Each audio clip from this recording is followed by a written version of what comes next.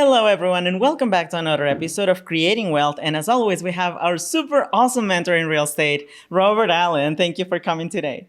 I'm so glad to be here. I'm so glad you're here. And we're super glad to learn from you. So today we're going to be talking about the 5 common stages of wealth.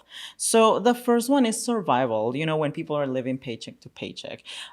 This is definitely not the stage that we should be in. Am I right? Yeah, but most people are in survival. Probably 95% of the people on the planet are in survival. Gosh, wow. Half of the planet earns less than $2 a day. Oh, wow. And so talk about survival. They're trying to make it to the next meal, to the next day. And so we here in the Western world are so lucky and so blessed beyond comprehension. There are how many people on the planet? 7 billion, almost 8 billion people. That means 4 billion people right now will trade places with you in a heartbeat. With all of your problems, with all of your challenges, with all of the credit card debt you might feel under, the fact that you might just have lost your job, whatever challenge you're going through right now in the Western world, you are the richest of the rich. And even though it may seem like survival to you, like you're just barely making it, it's not survival compared to the rest of the world. Right. But for now, yeah, you're trying to make ends meet. Now, sometimes the reason we have trouble making ends meet is because we're spending too much money on too many stupid things.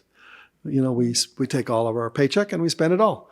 And most people do not have 90 days worth of living expenses. Oh, wow. If they lose their income today, they would be out of money within 90 days. Out, done, zero. So every day they go to work and they bring money in the door. Eventually, you have to move to a totally different stage of your life where money comes in the door to you instead of you going out the door to go get it. Mm-hmm. And so that's the last stage of life where money finds you. Right now, you're surviving. You got to go find the money. And that's stage number 1. And I feel like that stage is just terrible, for your mindset. Because you're constantly stressed out that, oh no, what's going to happen tomorrow? Yeah. Having that uncertainty, definitely not the stage that we want to be in. The second stage, though, is stability. Now you're able to pay your debt and you have some cash and some profession or career or job skills. I feel like this is what most people are like within our Western world. Am I right? Yeah, stability is a good word because a lot of times when people will go out into the world to invest as an entrepreneur, they'll risk everything to go start a new business. But there's a lot of failure at that. There's 95% failure, in a 5-year period of time. 95% of the businesses that start today will be out of business within 5 years because they don't get to stability. Mm-hmm. Sometimes they'll quit their job and they'll go out there and try to figure it out. In my case, I started without a job and I had zero stability, and so, but my case was a very, very rare case. It's because my intuition was basically saying, don't get a job, go for the million. You can do it. You're young. You're a young buck. You don't have a family. You can starve to death. Go out and figure it out. Mm-hmm. And so that was okay for me. But many people, they have families and they've got responsibilities and they need some stability. Why? Because they need a steady stream coming in, even if they have to go work for it. It's a steady stream. Therefore, they can habituate themselves to that stream of income. And therefore, they can fit their life into that certain budget. And therefore, they can spend time in the morning, at night, at lunchtime, investing the time outside of their traditional life to be able to invest for the long term. Now, till eventually, your job income will be replaced by your streams of income from your entrepreneurial ventures. Mm-hmm. But stability is the one that causes most bankruptcies, frankly, because they have challenges that come into their life that force them to not have enough money flowing in the door. Therefore, they got to call it quits and start over again, fresh start, Mm-hmm. So stability is a nice thing to get to, but you don't want to settle in stability. No. Stability is nice for a while, but you have to have the dream to go to the next stage of wealth. If wealth is your dream, if that's what you want, A lot of people don't want that. They want a steady job. They want to be a teacher, for instance, and go to work every day for the next 40 years and retire on a small pension, and their life is meaningful, and it's okay. You don't have to be a millionaire. You don't have to be financially free. If that's not what you want, then go do something else. Stop watching these videos now. Goodbye. We'll see you. Go somewhere else. I'm talking to entrepreneurial-minded people. That's right. Who really want to be financially free. They've set that as a goal that they have always wanted to do that. And when I ask an audience of entrepreneurs like that, I'll ask them, how many of you have always known that one day you would be financially successel? That finances were an important part of your makeup. It's part of the skills, your skill set, your mindset, your DNA. It's just who you are as an entrepreneur. And therefore, most of the people who come to my audiences are that way. But hey, 85% of the people you see walking around the streets every day, they're employees, and they're employee-minded, and they want security, and they want long-term money. They want slow, steady money, slow, stable money over long periods of time. And then they take their savings and their investments, and they'll build it up so that they can retire one day with a nice, nest egg. But some of us are not like that. We are the 15%. And we rankle at the thought of going to a job every day. Can you imagine that? I can't even imagine that. I just from the very beginning, as soon as I graduated from my master's in business, I couldn't find a job because you know what they did is they tested me. They gave me all these personality tests, Oh, wow. And I didn't know what they were discovering. All I knew is that when I sent out my 30 applications to the 30 major corporations in the world to be an employee working in those big companies, that every one of those 30 people rejected my application. Oh, my God. Now, it might have been because we were in a rough time. It was a recession. But more than likely, they just looked at my personality tests. I myself did not know that I was not meant to be an employee. I didn't know it. I really thought I would be working as a corporate person like my dad, who worked for 40 years at a company. He became the head accountant at a major company, not a small company in Western Canada. That was the only model I had. My grandfather, who was the entrepreneur, had died before I was born. So I never saw it.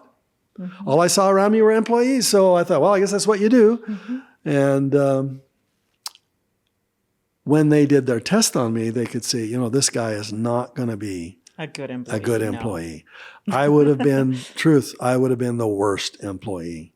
Because I always would have been trying to figure out something on the side, They didn't want an on-the-side guy. They wanted to be all in their company guy. And therefore, I'm an on-the-side guy. I'm a side hustle guy, man. I like to, as most entrepreneurs, we are multiple entrepreneurs. We serial entrepreneurs. We see opportunities everywhere. Creating a business here, a business there, real estate here, stock market there, internet there. We're doing all kinds of things. I would have made a lousy employee. So stability is nice, but that's not where you want to stay. That's right. And it's kind of cool that there are like different stages of wealth for every mindset around there. Because some people may like that stability mindset and they're okay staying on that one. But there's also another stage of wealth, which is the one where you're a saver. At that point, you're making a little bit of extra money and you're able to save a little bit for some other purposes or some emergency cases. This is almost impossible to do, to tell you the truth. You get a paycheck, but you've lived your life into your paycheck. And therefore, every dollar of it is already spent. That's right. And so you make a little, you want something extra, you put it on your credit card. So you don't even notice that the credit card balance is increasing. And therefore, these balances, 3, 4, 5 credit cards start going up and up and up. And the monthly payments start going up and up, and the interest rates start going up, and they start sucking out the money that you're making from your job. And then eventually, you're not making enough money from your job. You got to get, You got to get a better job. Saving is almost impossible. And And that's yet it's interesting about important. the employee mindset, because like as an employee mindset, you're thinking, oh, I'm making a little bit of extra money, so maybe Yeah, I can spend it on these extra things and exactly. these other Bigger extra house, things. bigger car. Yep, Right. And you don't exactly. think about it, but you do end up spending it all. That's not the So mindset that you saving, want to why be would in. you save? In our household, my wife's the saver. She just loves it. She loves to see those little dollars climb up into bigger and bigger amounts. And for me, I'm the entrepreneur, so I want to go out and start a new business. Let's start from scratch and let's build something out of nothing. Right. She's the one that makes it happen for our family. I got to tell you that somebody's got to do it, frankly. And so should you pay your credit cards off before you start to save?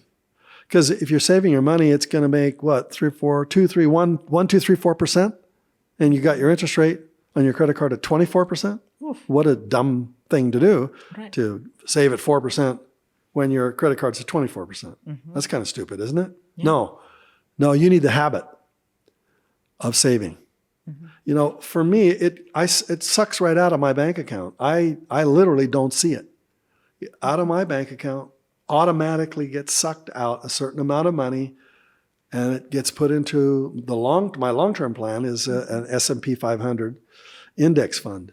And over a lifetime, that little S&P 500, that's just the 500 biggest corporations in the world, buying a stock, I can buy a little slice of it every single month. If the market goes up, I buy some. If the market goes down, I buy some. It's dollar cost averaging. Some of you know what that means. It's outside of my awareness. I don't even notice when it gets sucked out.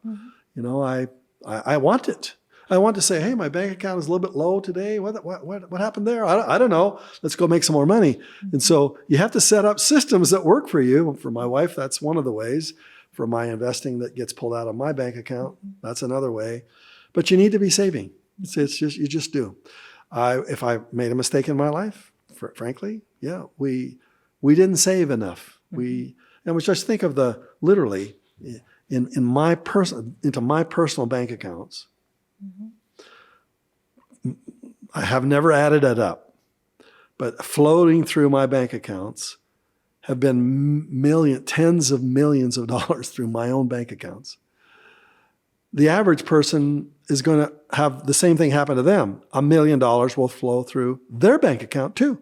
If you're making $25,000 a year, 40 years later, you got $1 million. So, and then as that goes up and up and up, everyone who's listening here will make $1 million in their lifetime, period. But most of them will never save any amount.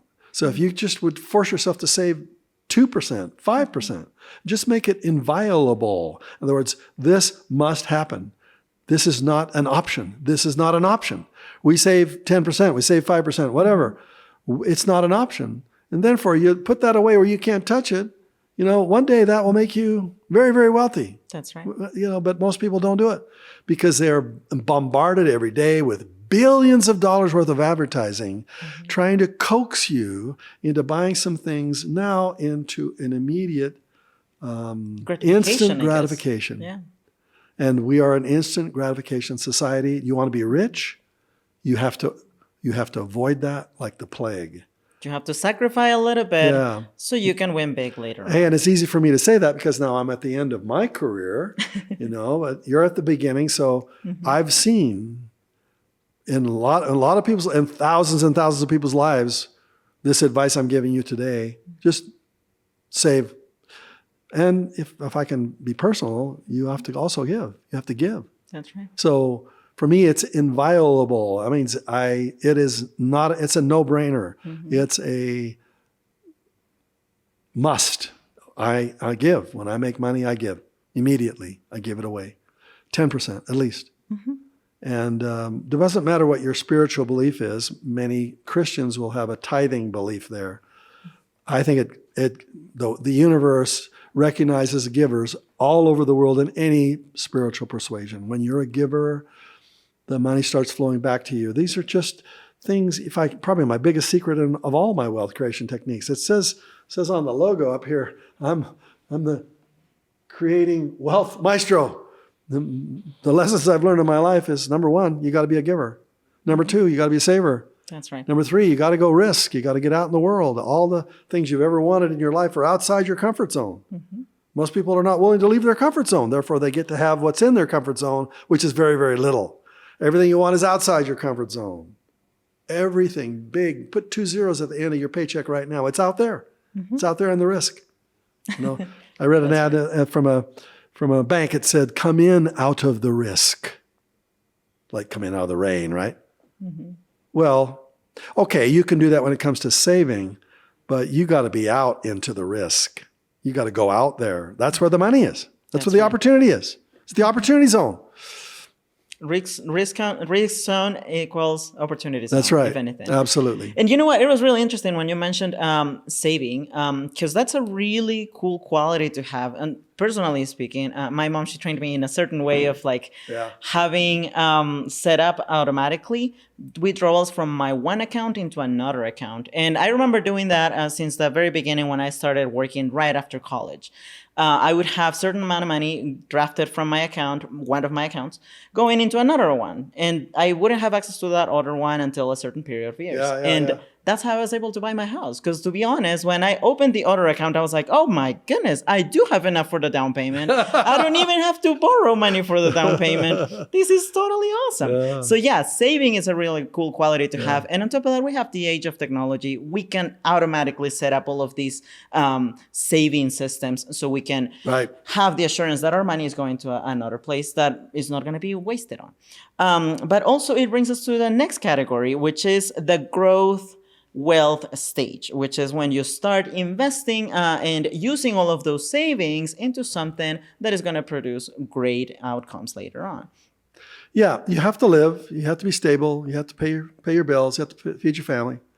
You got to have a little bit of fun. Yeah, that's just your basic stuff. But you have to have a certain amount of the money that's focused towards long-term growth. So you have to divert. Now, your savings are there to give you some stability, but just like for you, you saved your way until you had enough to grow. And now you grow into a home. That home has already dramatically increased in value. Yeah. And talk about the difference between what was earning at a bank rate, savings rate, to what it did when you put it into that first home at the perfect time you bought. It's just amazing. Oh, yeah. COVID times. No, it was perfect. They were such a blessing. Exactly. Sure. So, yeah, that's the growth time. So you have to pick an investment. My book, Multiple Streams of Income, talks about 10 types of investments that are money while you sleep. Because this home that you bought went up in value while you slept in it. That's right. You didn't have to do anything. Once you got in, you just have to keep making the mortgage payments, which you do. But now, while you sleep, it's going up in value. What if you had 100 properties like that? Oof. Yeah, see? Yeah, definitely You'd great. be a millionaire very quickly. So onesies, twosies, threesies, you're going to buy them one at a time. Couple of properties a year. Over the next 10 years, we'll put you into financial freedom. You'll be a millionaire if you do that. 2 properties a year for 10 years. You're done. I said that in Creating Wealth. That's in the book, my second #1 New York Times bestseller. There's the plan. 2 properties a year. You heard it right here from me. Has that changed since I wrote the book and it came out in 1982? Now that's 40 years ago. Does that plan changed? No. Don't wait to buy real estate. Buy real estate and wait. That's right. And that takes us to the next and last stage of wealth, which is when you have your passive income. That's pretty much financial freedom. And at that point, you're just living off of all the many investments that you have already made during the previous stage. So how have you seen that in your life? It's very hard to do what you just described, financial freedom. What is your financial freedom number? Well, Kiyosaki said it very well. I loved what he said. He said that financial freedom is really when your passive income exceeds your monthly expenditures. So there's 2 parts to that formula. First of all, you got to make the passive income, and it has to be passive. See, most people don't realize that if you start a business and it requires you to be in it, that's not passive. You just that's a job. Yeah, that's a job. That's just a high-paying job. Exactly. It's got to be investments that flow into you without you having to go get it. So real estate does that because you can hire a manager to take care of it for you, and you can fly to Tahiti and enjoy yourself and not have to worry about it. That's passive. But most people don't really take the passive, really get what that really means. The other part of the equation is spending less than you earn. That's right. And most people don't do that. They spend more than they earn. That's why their credit cards balances keep going up and up and up. Even millionaires already, because like you see so many athletes getting into Yeah. bankruptcy after spending all the money that they earned during their golden years. So, Exactly. And they have nothing left and they have declared bankruptcy and commit That's right. suicide and all that crazy stuff. awful. Yeah. So two parts of that formula, make passive income. And that takes time. It might take 10 years. It might take 20 years. But you don't want to work at a job for 40 years to get some kind of a small retirement. You know, it just, you're never going to retire on the amount of money that they're going to pay you for a retirement. You know, you have to do your own thing on the side, and you have to grow it on the side. And so that's the fifth stage of this wealth creation process. It'll take you longer than you think. It'll be harder than you hope. It'll take more risk than you want. It was not going to be easy. But if you'll discipline yourself, you'll be able to fulfill your bucket list with anything you want in this life. You can have anything you want, but it's going to take time and it's going to be hard. And most people, very few people ever reach it. If you want to reach it, then you listen to these advice from the old ones, or the old ones. You young'uns, just do it. So thank you so much again, Robert. And to our audience, don't get discouraged. It may seem like a mountain, but great hikers get to the very top of the mountain and then they enjoy the view. So you can do it too. You can get to the fifth stage of wealth, which is passive income. Thank you so much, and we're going to see you in the next episode. Bye-bye. Yeah.